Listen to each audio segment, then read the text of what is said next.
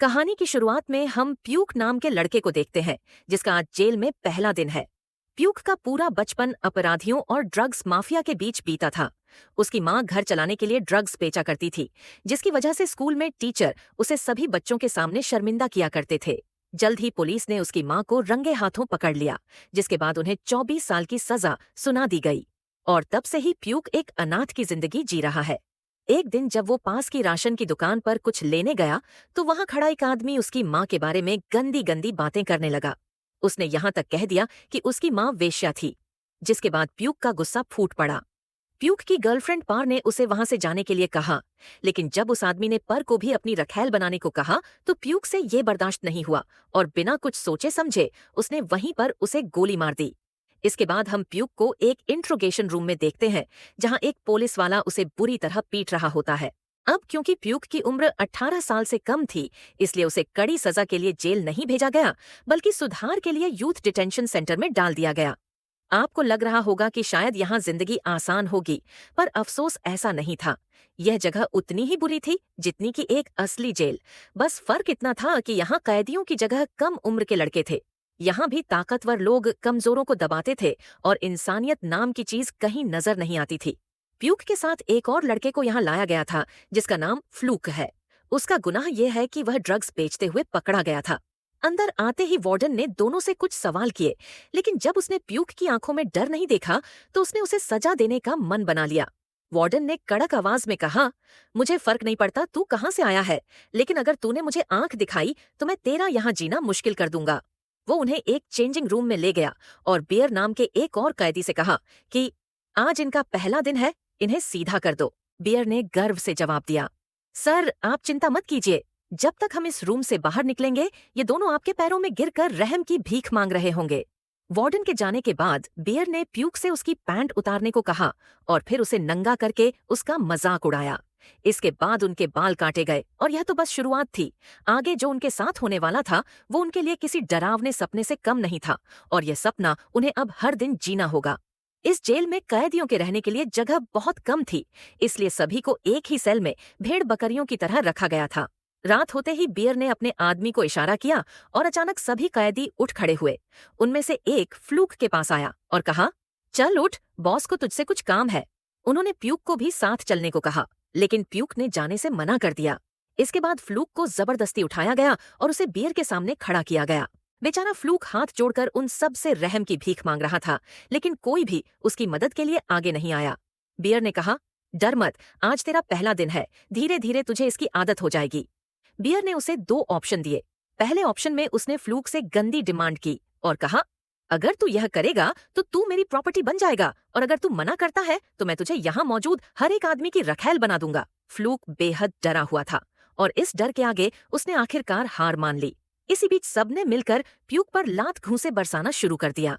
उन्होंने उस बेचारे को इतना पीटा कि अगली सुबह उसे उठने में परेशानी हो रही थी। वो किसी तरह उठकर कैफेटेरिया में आया।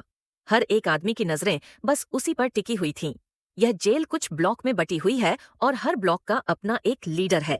गस के ब्लॉक में एक आदमी ने कहा, बॉस, यही वो लड़का है जिसके बारे में मैंने आपको बताया था। ये आपके शहर से ही है, हम इसे अपनी गैंग में शामिल कर सकते हैं। प्यूके जब काउंटर पर पहुंचा तो बावर्ची ने उसे बताया कि खाना खत्म हो गया है, अब कल आना। प्यूक नीचे का जला हुआ खाना खाने के लिए तैयार था, लेकिन जैसे ही बावर्ची ने उसकी प्लेट में बचा हुआ खाना डाला, प्यूक ने तुरंत उसका हाथ पकड़ लिया, क्योंकि वो उसका खाना गिराने की कोशिश कर रहा था। प्यूक ने पूछा, तुम लोग मेरे साथ ऐसा क्यों कर रहे हो? जिस पर बावर्ची ने जवाब दिया, अगर हर चीज में अपनी नाक अड़ाओगे तो उसकी कीमत चुकानी पड़ेगी। तभी बियर उड़कर प्यूक के पास आया और उसका खाना जमीन पर गिरा दिया। गस के आदमी को लगा कि अब तो यह लड़ाई जरूर करेगा, लेकिन प्यूक ने कुछ नहीं किया और चुपचाप जमीन से खाना उठाकर खाने लगा। सबको लगा कि वह पागल है, लेकिन गस ने कहा, उसने सही किया। अगर मैं उसकी जगह होता तो मैं भी यही करता, क्योंकि अगर वो खाएगा नहीं तो भूखा मर जाएगा। इसके बाद सभी कैदियों को नहाने के लिए ले जाया जाता है। प्यूक चुपचाप नहा रहा था, तभी बियर और उसके लोग उसे घेर लेते हैं। बियर ने कहा, तुझे क्या लगता है यहाँ तू हर चीज फ्री में इस्तेमाल करता रहेगा और हम बस देखते रहेंगे? यहाँ हर चीज का बिल देना पड़ता है। उन्होंने प्यूक को घुटनों के बल बैठने को कहा, लेकिन जब उसने मना किया तो उसके साथ जबरदस्ती की गई। उनके रूल्स के अनुसार प्यूक को 5 लातें खानी थीं। पहली लात बियर ने मारी। इसके बाद उन्होंने फ्लूक को बुलाया और कहा, इसे मार। फ्लूक ने मना किया तो उसे धमकी दी गई कि अगर उसने प्यूक को नहीं मारा तो उसे भी वही सजा भुगतनी होगी जो इस लड़के को दी जा रही है। फ्लूक को आखिरकार उनकी बात माननी पड़ी, लेकिन वह प्यूक को ज्यादा चोट नहीं पहुंचाना चाहता था, इसलिए उसने उसे हल्के से लात मारी। अब सिर्फ 2 लातें बची थीं और बियर नहीं चाहता था कि प्यूक बच जाए, इसलिए उसने अपने आदमी को उसे मारने को कहा। प्यूक समझ गया था कि इस बार उसे बहुत जोर की चोट लगेगी, इसलिए उसने खुद को बचाने की कोशिश की।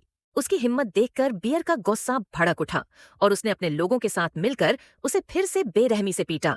प्यूक कुछ देर के लिए बेहोश हो गया और सब उसे उसी हालत में छोड़कर चले गए। इसके बाद हमें एक फ्लैशबैक दिखाया जाता है जिसमें हम छोटे प्यूक को देखते हैं जो पैसे कमाने के लिए बॉक्सिंग कर रहा था। जब वो मार खाकर घर वापस लौटा तो उसकी माँ ने उससे पूछा, तुम्हें ये सब करने की क्या जरूरत थी? प्यूक ने कहा, आप ड्रग्स बेचती हैं, इसलिए लोग मेरा मजाक उड़ाते हैं। मैं नहीं चाहता कि मैं भी ड्रग्स के पैसों पर पलकर बड़ा हूँ। इसके बाद कहानी प्रेजेंट में लौट आती है। वार्डन ने प्यूक को उठाया और कहा, मुझे तो 5 मिनट में बाहर चाहिए, नहीं तो अगर मुझे फिर से आना पड़ा तो तेरी हालत इससे भी बदतर कर दूंगा। फ्लूक वहीं खड़ा उसका इंतजार कर रहा था। वो प्यूक के पास आया और उससे माफी मांगी। पहली बार दोनों को एक दूसरे के नाम पता चले और फ्लूक ने उसे खाने के लिए एक ऑरेंज भी दिया। वहीं दूसरी ओर वार्डन बियर से कहता है कि तुम मेरी परेशानी बढ़ा रहे हो।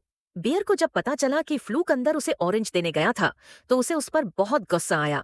वार्डन ने कहा, मेरी सिगरेट खत्म होने से पहले तुम इसके साथ जो करना है कर लो, उसके बाद मैं अलार्म बजा दूंगा। वार्डन के जाते ही बियर ने फ्लूक को पीटना शुरू कर दिया। बाकी सारे लोग पीछे खड़े होकर चुपचाप उसे मार खाते हुए देख रहे थे, लेकिन कोई भी उसे बचाने नहीं आया। जब प्यूक ने देखा कि फ्लूक को पीटा जा रहा है तो वो बीच में कूद पड़ा और कहा, अगर मर्द का बच्चा है तो मुझसे लड़। प्यूक ने एक आदमी को इतनी जोर से लात मारी कि वह बेहोश हो गया। इससे पहले की बात और बिगड़ती, गोल्फ बीच में आ गया और कहा, बस ये सब यहीं रोक दो। वो दोनों को अपने ब्लॉक में शामिल करना चाहता था, लेकिन बियर ने कहा, इतना आसान नहीं है, ये दोनों मेरे शिकार हैं। कुछ देर बाद गस वहां आया और बियर के सामने खड़ा हो गया। काफी गर्मागर्मी के बाद आखिरकार बियर उन दोनों में से किसी एक को देने को राजी हो गया, जिसके बाद गोल्फ ने प्यूक को चुना। अब प्यूक उनकी गैंग का हिस्सा बन चुका था और उसे हाथ लगाने का मतलब था पूरी गैंग से टकराना। उस रात जब सभी सो रहे थे, गस ने देखा कि प्यूक सो नहीं रहा है। प्यूक ने पूछा, तुमने मुझे ही क्यों बचाया और मेरे दोस्त को उन हैवानों के बीच क्यों छोड़ दिया? इस पर गस ने जवाब दिया कि तुम उसकी तरह नहीं हो, वो लड़का जिद्दी नहीं है। वो लोग जो उसे कहेंगे वो वही करेगा और किसी तरह जिंदा रह जाएगा, लेकिन तुम उन लोगों के बीच 1 हफ्ता भी नहीं टिक पाते। प्यूक ने अपनी जान बचाने के लिए गोल्फ का शुक्रिया अदा किया। गोल्फ उसे एक लकड़ी का चाकू देता है और कहता है, मैंने इसे अपने हाथों से बनाया है, अगर कभी जरूरत पड़े तो इसका इस्तेमाल करना। उस रात प्यूक आराम से सो गया, लेकिन फ्लूक के लिए ये रात बहुत मुश्किल रही। प्यूक की मदद करने के लिए बियर और उसके दोस्त ने उसे पूरी रात पीटा, जिसकी वजह से उसकी तबीयत बहुत खराब हो गई। अगली सुबह जब सभी कैदियों को बाहर लाया जा रहा था तो गोल्फ ने देखा कि पुक अभी तक सो रहा है। उन्होंने उसे उठाने की कोशिश की पर वो नहीं उठा। कुछ पल के लिए उन्हें लगा कि कहीं प्यूक मर तो नहीं गया, लेकिन तभी अचानक प्यूक उठ गया और उसने गोल्फ की गर्दन पर चाकू रख दिया। जब पुके को होश आया तो उसे याद आया कि अब वो उन हैवानों के बीच नहीं है। इसके बाद हम देखते हैं कि प्यूक की जिंदगी धीरे धीरे पहले से बेहतर होने लगती है। वो उन लोगों के बीच खुश रहने लगा था। कभी कभी गस अपने हिस्से का खाना उसे दे दिया करता था और पेट भर खाना मिलने की वजह से उसकी तबीयत भी जल्दी ठीक हो गई। वहीं दूसरी तरफ हम फ्लूक को देखते हैं, जिसकी किस्मत प्यूक जितनी अच्छी नहीं थी। बियर और उसके दोस्त उसे हर दिन मानसिक रूप से प्रताड़ित करते थे। ऐसा लग रहा था कि फ्लूक किसी भी पल हार मान लेगा। कुछ दिनों बाद पर प्यूक से मिलने आती है। उसे देखकर प्यूक के चेहरे पर एक हल्की सी मुस्कान लौट आई, लेकिन उसे इस बात का अंदाजा नहीं था कि उसकी यह खुशी ज्यादा देर तक टिकने वाली नहीं थी। पर ने उसे बता दिया कि उसकी माँ अब इस दुनिया में नहीं रही। उन्होंने जेल में ही अपनी आखिरी सांस ली। ये सुनते ही पुके की आंखें भर आती हैं। वो खुद को रोक नहीं पाता और फूट फूट कर रोने लगता है। पार कहती है कि मैं सिर्फ तुम्हें यह बताने आई थी कि उनका अंतिम संस्कार हो चुका है और अब से मैं तुमसे मिलने नहीं आऊंगी। प्यूक ने कहा, मेरा तुम्हारे अलावा इस दुनिया में कोई नहीं है, मुझे छोड़कर मत जाओ। उसकी आंखों में आंसू थे, फिर भी पार ने पीछे मुड़कर नहीं देखा और चुपचाप वहां से चली गई।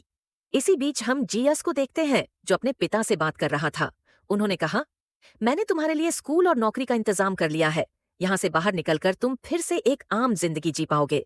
गस को यहाँ सज्जा काटते हुए 10 साल से भी ज्यादा हो गया था और वो अपने पिता के साथ एक नई शुरुआत करना चाहता था। लेकिन जैसे ही उसे पता चला कि उसके पिता अभी भी उसकी सौतेली माँ के साथ रह रहे हैं, उसका गुस्सा फूट पड़ा। वो कुछ नहीं बोला और बस चुपचाप उठकर वहां से चला गया। प्यूक अपने दुखों से उभरने की कोशिश कर ही रहा था कि तभी उसने देखा कि बियर गोल्फ को मारने की कोशिश कर रहा है।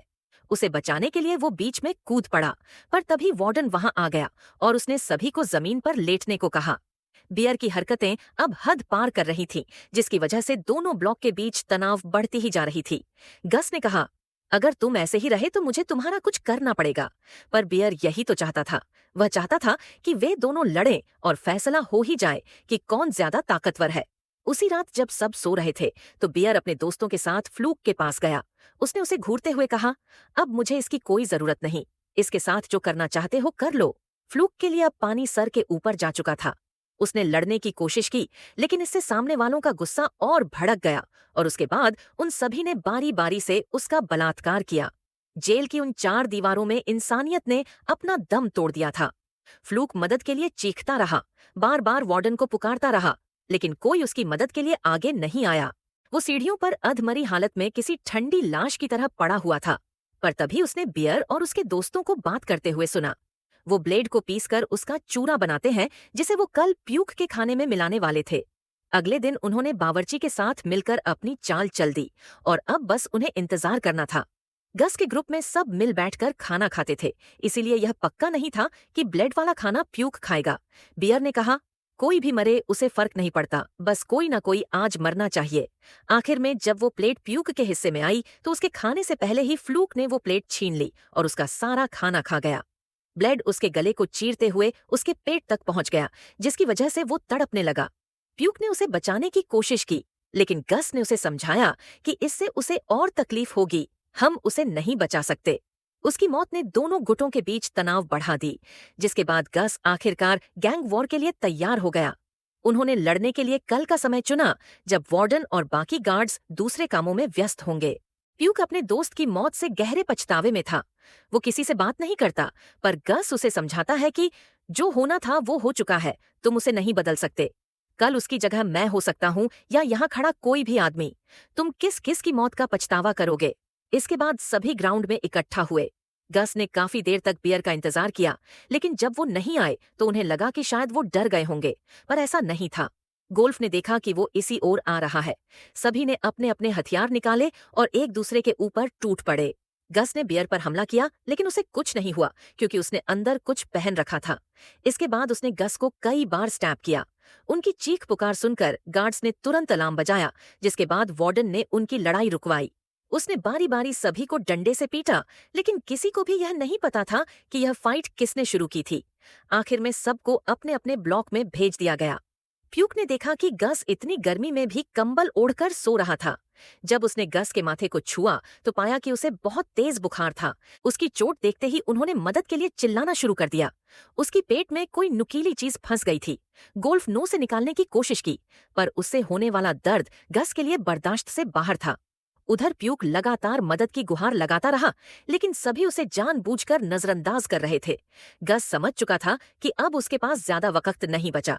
उसने प्यूक को देखा और कहा, यह सब लोग भी हमारी तरह ही हैं। इनका न कोई घर है न कोई परिवार। मेरे बाद ये सब तुम्हारे भरोसे हैं, इनका ख्याल रखना। उस रात गस ने अपनी आखिरी सांसें लीं और उसकी मौत के साथ ही चारों ओर सन्नाटा पसार गया। जब गस के पिता को पता चला कि उनका बेटा अब इस दुनिया में नहीं रहा तो वो पूरी तरह टूट गए। उन्होंने 10 साल उसके रिहा होने का इंतजार किया था और जब गस को बाहर निकलने में सिर्फ कुछ दिन बचे थे तो इन दरिंदों ने उनके बेटे को मार डाला। गस की मौत का बदला लेने के लिए वो दोनों बियर को मारने गए, पर मौके पर उन्हें पकड़ लिया गया। बियर चाहता तो प्यूक को उसी वक्त खत्म कर सकता था, लेकिन उसने उसे एक ऑप्शन दिया। उसने कहा, मुझे मारना है तो लड़ना पड़ेगा, बता लड़ेगा?